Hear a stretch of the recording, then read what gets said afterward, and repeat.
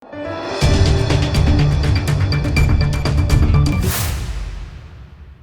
દર્શક મિત્રો, આપ જોઈ રહ્યા છો લોકમૈત્રી ન્યૂઝ. હું છું એન્કર કવિતા પટેલ. હવે જોઈએ અગત્યના સમાચાર.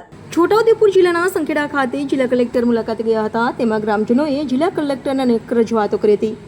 સંખેડાનો ફર્નિચર ઉદ્યોગ વિશ્વવિખ્યાત છે. ગૃહ ઉદ્યોગથી લોકો રોજગારી મેળવે છે, પરંતુ સુથારી કામના સાધનો તંત્ર દ્વારા વિના મૂલ્યે સહાયના રૂપે આપવામાં આવતા નથી. જ્યારે સાગના લાકડામાંથી ફર્નિચર બને છે ત્યારે એક શો મિલની માંગણી સ્થાનિક કારીગરો કરી રહ્યા છે, પરંતુ શો મિલની મંજૂરી આપવામાં આવતી નથી. છોટાઉદેપુર જિલ્લાના સંખેડા ખાતે સાગના લાકડામાંથી 200થી વધુ પરિવારો ફર્નિચર ઉદ્યોગમાં જોડાયેલા છે અને આ પરિવારો દ્વારા બનાવાતું ફર્નિચર દેશ અને વિદેશમાં વખણાય છે. જ્યારે છોટાઉદેપુર જિલ્લા કલેક્ટર ગાર્ગી જૈન સંખેડા તાલુકાના મુલાકાતે ગયા હતા ત્યારે તેઓએ ફર્નિચર ઉપર થતું કલરકામ નિહાળ્યું હતું અને તેઓ નીચે બેસીને ફર્નિચરનું કલરકામ કર્યું હતું. ત્યારે ખરાદી સમાજના લોકોએ જિલ્લા કલેક્ટરને રજૂઆત કરી હતી કે છોટાઉદેપુર જિલ્લાના સંખેડામાં સુથારી કામ કરતા કારીગરોને પ્રોત્સાહન આપીને સુથારી કામના સાધનો પૂરા પાડવા જોઈએ. જ્યારે સરકાર દ્વારા યુવાનોને આ ફર્નિચરની ટ્રેનિંગ આપવામાં આવી જોઈએ. દિવસે ને દિવસે મોંઘવારી વધી રહી છે. સાગનું લાકડું મોંઘું થઈ ગયું છે.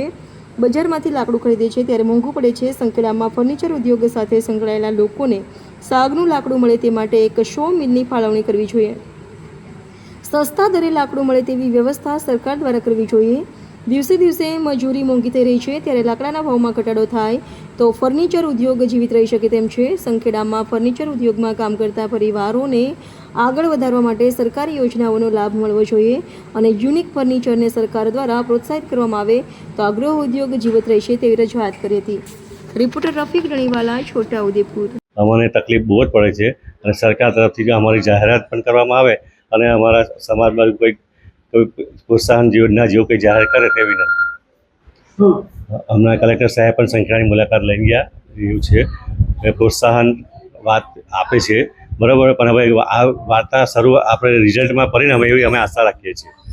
અમારા ગામના વિકાસ માટે એમને બધી રજૂઆત કરી છે, એમને સાંભળી પણ છે અને પાયા ઝડપથી હાથમાં લઈશું એવું આશ્વાસન પણ આપેલ છે.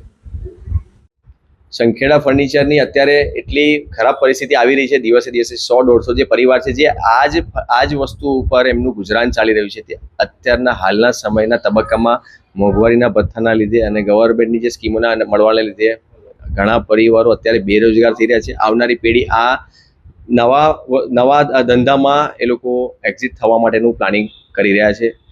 એના માટે ખૂબ ગંભીરતાપૂર્વક ગવર્મેન્ટ જો વિચારે તો એનું અમે આગળ કંઈક વિચાર કરીશું. અને જો આ બાબતે ગવર્મેન્ટે થોડુંક પણ પ્રોત્સાહન આપશે, એક લાઈક જેમ કે એમના હોર્ડિંગ સંખેડાથી વડોદરાના હાઈવે ઉપર એક જેમ કે સ્ટેચ્યુ ઓફ ઇન્ડિયાના કિલોમીટરે હોર્ડિંગ મારેલા છે સ્ટેચ્યુ ઓફ ઇન્ડિયાનું માર્કેટિંગ કરવા માટે. તો એવી રીતે આ સંખેડા વિશ્વની જો પ્રખ્યાત વસ્તુ આપણું હોર્ડિંગ જો મારશે તો એનાથી થોડુંક પણ માર્કેટિંગનો પ્રભાવ રહેશે અને સંખેડાનું નામ થોડું ઊંચું આવવાનો પ્રયત્ન રહેશે. લોકમૈત્રી ન્યૂઝ સાથે જોડાયેલા રહેવા અમારા યુટ્યુબ ચેનલને સબસ્ક્રાઇબ કરી ફેસબુક અને ઇન્સ્ટાગ્રામ પેજને લાઇક અને શેર કરો.